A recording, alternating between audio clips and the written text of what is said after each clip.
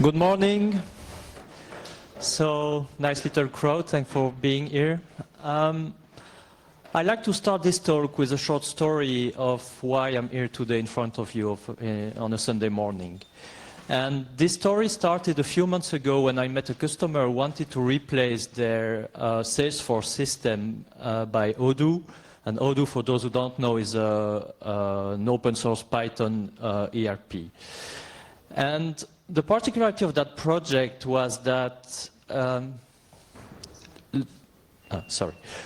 particularity of that project is that Salesforce at that customer is kind of the middle piece of a puzzle, and it's surrounded by a variety of in-house built applications, all querying and updating the central system.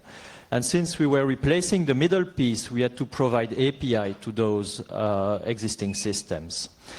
And at that time, we had kind of two possibilities to provide those API. The first one would have been to say, okay, just use the standard Odoo XML RPC API, and that one is useful. It's very powerful because it exposes all the Odoo object model and field.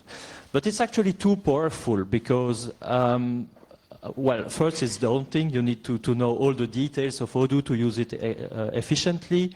And then it really exposes the guts of the system. So anytime you are upgrading Odoo, we are adding classes, removing fields, and so on. So you risk breaking your client. So that was not a good solution. And the other possibility was to create a custom REST API. That would have been clean and nice. We could document it with Swagger and so on. But still, I had the feeling that it was too difficult to do in the short time frame of the project. So I was looking for something more efficient. And at that time, Kenneth Rice, the guy who wrote Request, was creating a small framework he called Responder. And that framework is just a little thing. It's a mashup of existing Python libraries like Starlet and stuff like that. But he was including a way to create a GraphQL endpoint in a few lines of code. And that triggered me to have a second look at GraphQL. And I quickly found out it could be a solution for a problem. And so we decided to use it for that project. And it quickly was a success because my colleague who was writing the endpoint was actually quite happy and very productive at it. And our client developer were also very happy. They were all saying, oh, well, that technology is very easy to use, and they were using PHP, .NET as client programming languages, and they were all very happy with it. And so, well, since it was such a game changer for us, I wanted to share that story, so here am I. So let's go. I'm Stefan, I'm the CTO of Axon. We are a software engineering company in Belgium focusing on quality open source project. And I spend quite a lot of free time caring about the Odoo Community Association, which is a non-profit trying to foster a vibrant open source community around Odoo. We manage kind of 200 GitHub repos with thousands of high-quality Odoo add-ons. And I'm doing Python since version 1.4. So today I'd like to, well, it's mostly a tutorial. I'll quickly explain what GraphQL is and go into a demo, first from the client-side perspective to explain or to give you a feeling of what GraphQL is from the point of view of the client developer, and then give you an example of how you can easily create a GraphQL endpoint in Python, and I use Odoo as an example, backend system. Then I'll discuss a little bit how GraphQL is different from other similar technologies, and give you some attention points maybe you'll want to keep in mind when creating your own endpoints. So what is GraphQL? Well, I like to think of it as yet another remote procedure call mechanism. In a way, it's just that. It's a way to request a remote computer to do something for you and return a response. it comes from Facebook, and they open sourced it in 2015. And obviously, those guys know what a graph is. But really, for most usual use cases, you don't need to worry too much about the graph aspect, and you'll see why in a moment. So the basic characteristics, the requests and the queries, you express them in using the GraphQL query language. It's kind of JSON, but it's not, so it's a specific format. The responses are pure JSON, so that's important for ease of integration, so nothing special there. There is a schema language to express, to define the various types and available queries. You don't need to worry too much about the schema language because you usually don't see it because you generate it from your programming language. And then the transports, usually HTTPS, you do get and post to send and receive the data. And there is a variety of server-side libraries in most languages. And on the client side, in my opinion, it's so easy that you don't need to bother with any kind of library to use it. That's an important point. So for the sake of the demonstration, we'll use a simple schema. We'll expose Odoo partners, which are basically companies and contacts with their name, address, email, phone, a flag saying if it's a company or a simple contacts. In the address block, you have a country field which point to country type, which has a code and name. And then the companies have contacts, and contacts have a partner company. So it's a simple data model, but yeah, an interesting one for a demo. So the demo, I start from the client side. And the good thing with GraphQL is that you get for free, as soon as you have a GraphQL endpoint, you get for free a web-based IDE that you can use to create your requests. So on the left, you have the query editor, and on the right, the result pane. And very important, you have a documentation explorer. So you can interactively explore the schema, and that documentation is automatically generated by introspecting the schema provided by the endpoint. So you see here on the right, you have queries and mutations. Mutations are for anything that has side effects, and queries is just for fetching data. If I click on query, I see the available queries, and I focus on just one of them, which is called all partners. You can use it to fetch all partners from the database. If I click on it, I see that all partners has 3 arguments. The first one is a Boolean, saying I just want companies or all of them. And then limit and offset, in my examples, are for doing paging at the database query level. And then the return type is a list of partners. And if I click on partners, I get the field we have seen before. So simple list of fields in this case. Some are mandatory. You see them with the exclamation point. And then you have country, which is of type country, and contacts, which is in itself a list of partners. So we have a recursive data structure. Now, if I start typing a query on the left, you see we have code completion. So you type control space, you see the available keywords. So I can type all partners. All partners, again, I see the list of available field. I can select those I want. And that's, yeah, I'll zoom a little bit. So that's a very, very important point about GraphQL is that it's the clients who decide which field they want to receive. Whereas if you are doing REST, you cannot decide. It's a server that's always giving you the same list of data. In this case, I don't want all the fields. I want 3 of them. And in the result, it's just a JSON list of dictionaries. And you see that it's also the second very important point. You see that the response is mirroring the query. So in the query, I say I want all partners, I get all partners in the response. I want name, I get name. I want email, I get email, and so on.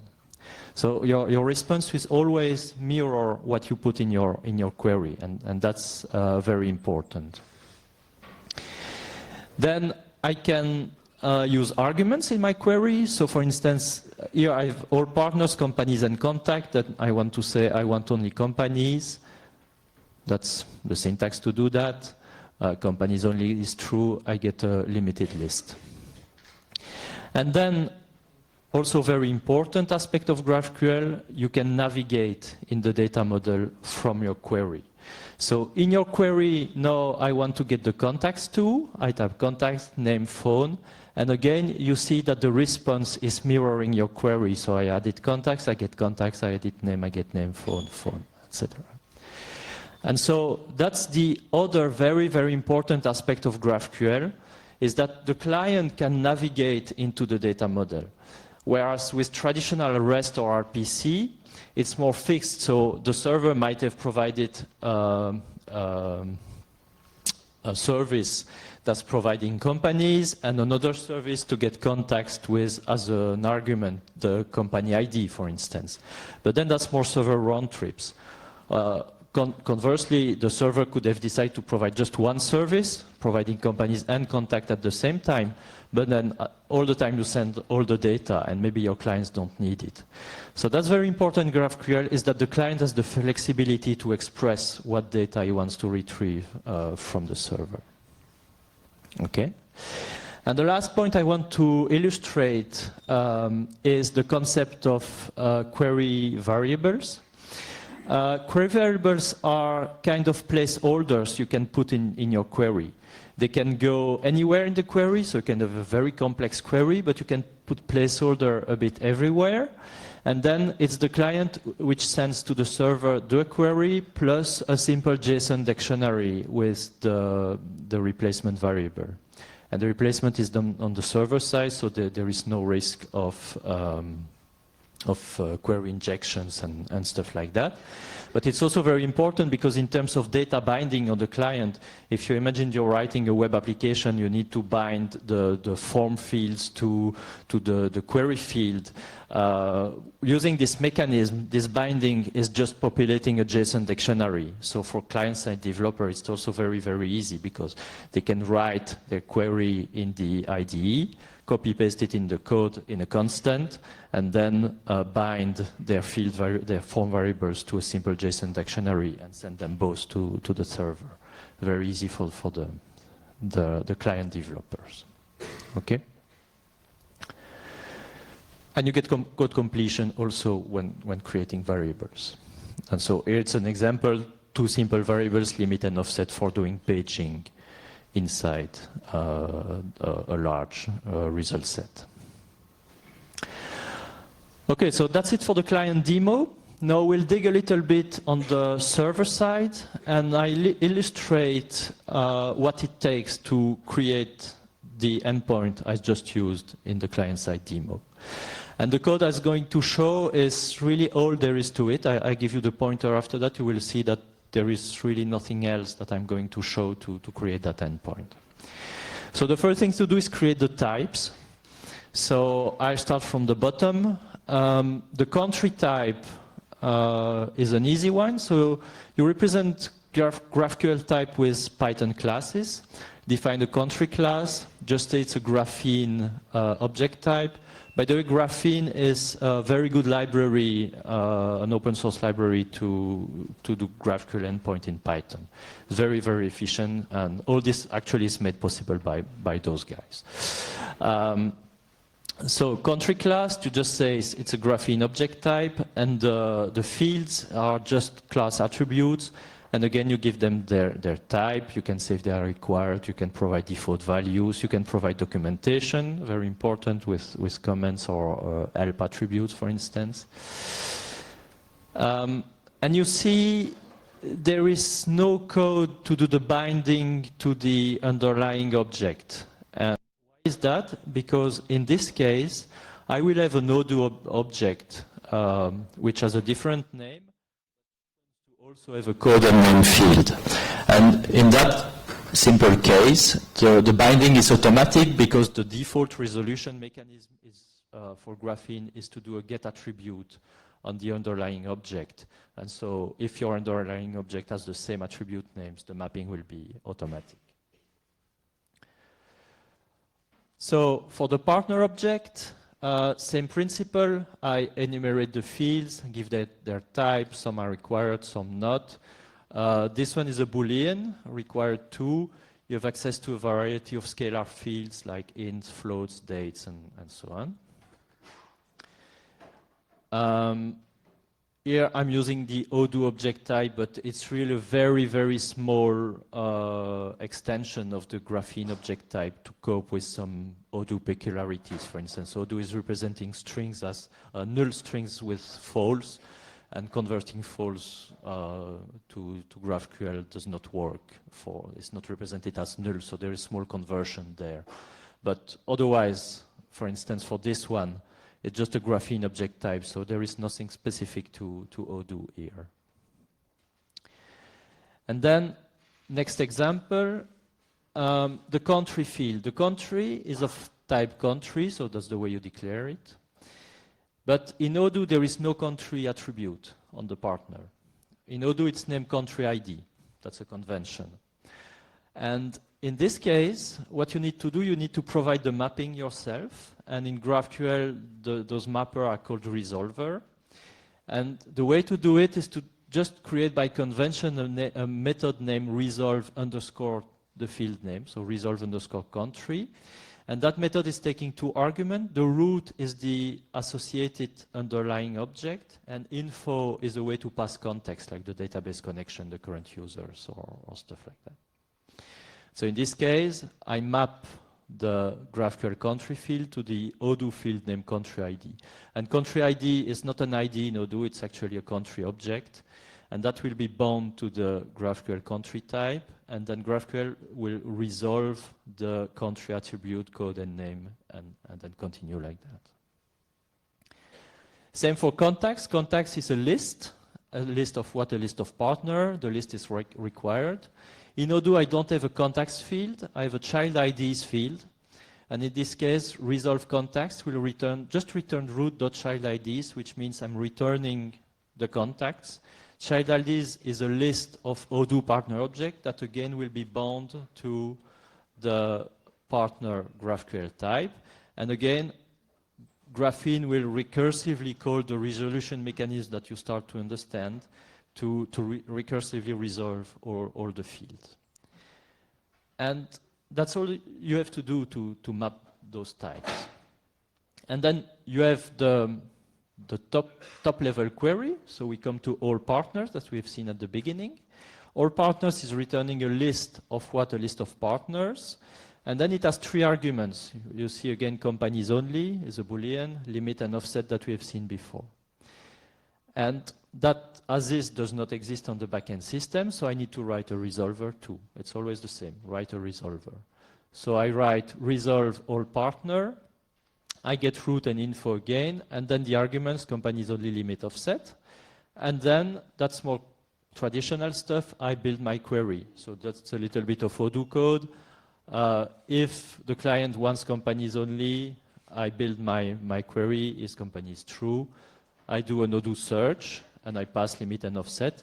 And the Odoo search is going to return a list of partner objects again that will go through the resolver mechanism and so on and so on. And then a few small glue code to create the HTTP route, and basically that's it. So that's all you have to do to bind a GraphQL schema to an existing backend system. So as you see, there is very little Odoo code, so you can imagine that's going to work with basically anything you have. If you have Django or SQL Alchemy in the backend, or whatever you can think of, it will be as easy to do it. So very efficient. Okay, so now let's discuss a little bit of GraphQL. Let's go a little bit deeper. So how is GraphQL different? Well, I like to compare it to 2 things. On the one side, traditional RPC technologies, and on the other side, SQL. Traditional RPC technologies those are very different, DCOM, Corba, SOAP, REST, whatever, but in the end they have in common that you have a rigid request-response structure. So the service you provide define exactly what the client can request and what he will receive in response for any service. They all have some sort of schema language that is machine readable, so you can introspect it, implement validation, and a standard on-the-wire protocol.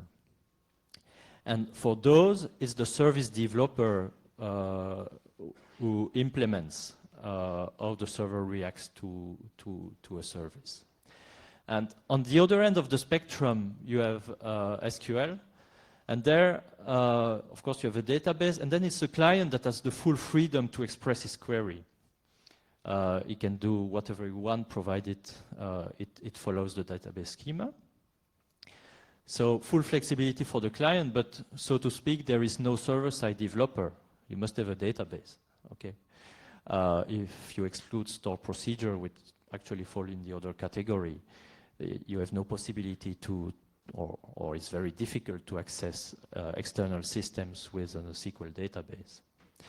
So GraphQL is a bit in between. So you have full flexibility for the client to express the query, but on the other side, you have a very easy mechanism for the server-side developer to decide how to respond to any given query.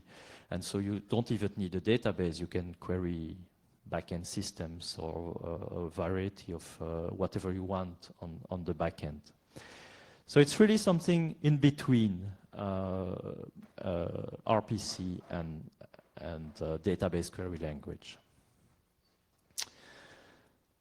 So some attention points. Well, you sometimes read on the internet that GraphQL is presented as a better REST. So is it not? I don't know. It's different. But first of all, the typical complaints you see again GraphQL is people say it's not respecting HTTP semantics. Well, that's true, and GraphQL basically uses HTTP as a dumb pipe to send the request and get the responses. So you don't really benefit from the HTTP infrastructure for caching and so on.